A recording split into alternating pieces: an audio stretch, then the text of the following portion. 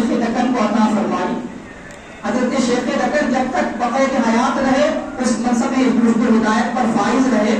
اس کے بعد اپنی حیات ہی میں انہوں نے اپنے پوترے حضرت ابو الفضل جنیدی رحمۃ اللہ علیہ کو اس مسند پر ترجمان فرمایا, مسند نشی بنایا. تو وہ جانشین اپنی حیات میں انہوں نے بنایا.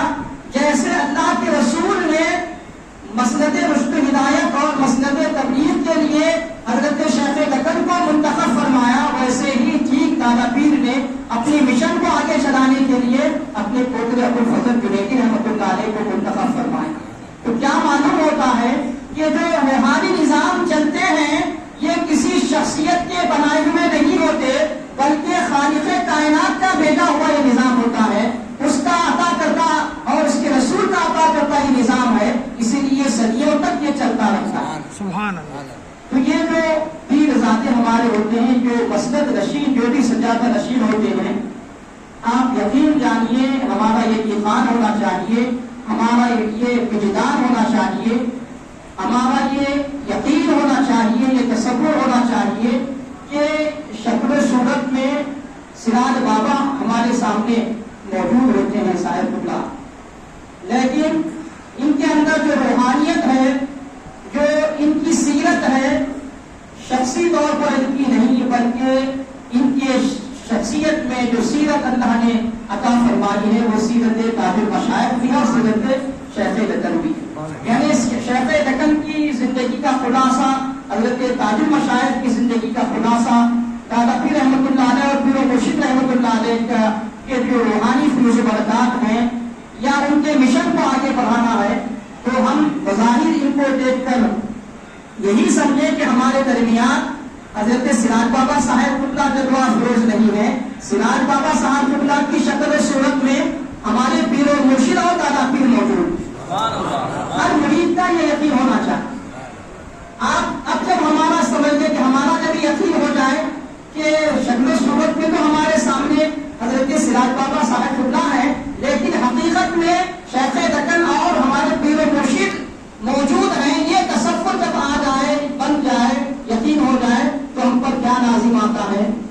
جیسے ادب ان کا ہے ویسا ہی ادب ان کا بھی, جیسے دادا پیر کا اور پیر و مرشد کا ادب ہے ویسا ہی ادب ہم پر, ان کا بھی ایسا ہی ادب کرنا ہم پر لازم و منظور, کیونکہ یہ جس گدی پر بیٹھتے ہیں وہ گدی حضرت شیخ دکن کی, اور شیخ دکن کو گدی کس نے عطا فرمائی؟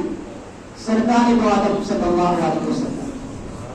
یہ جو روحانی نظام ہوتا ہے یہ کوئی معمولی نظام نہیں ہوتا, یہ بڑا نازک اور مضبوط نظام ہوتا ہے. نازک بھی میں اس لیے کہہ رہا ہوں کہ وابستگان کو پھوٹ پھوٹ کر ختم رکھنا ہوتا ہے. ایسا نہیں کہ مرید ہو گئے, قریب ہونے پر بالکل فری ہو کر اس طرح گفتگو کر رہے ہیں کہ آداب کا خیال ہم سے ہمارے پیش نظر نہیں رہتا, تو یہ بے ادبی میں شمار ہو. تو ہم پر یہ ضروری ہے کہ پیر مرشد کے جانشین اور دادا پیر کے جانشین ہیں تو سب سے پہلے ان کا ادب ضروری ہے ہر لحاظ سے.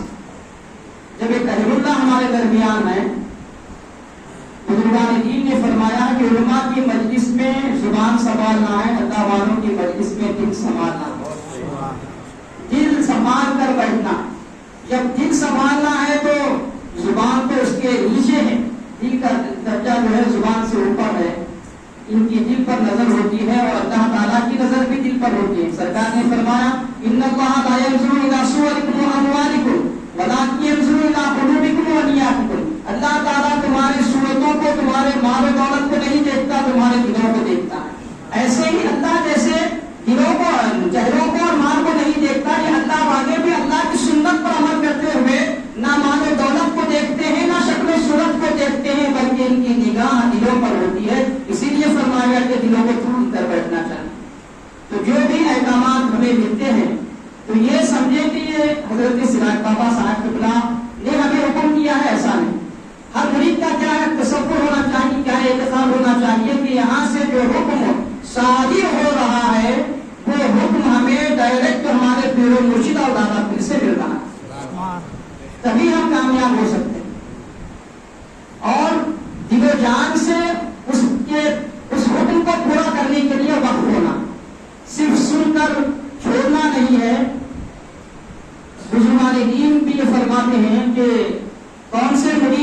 قریب ہیں اور کون سے دور ہیں.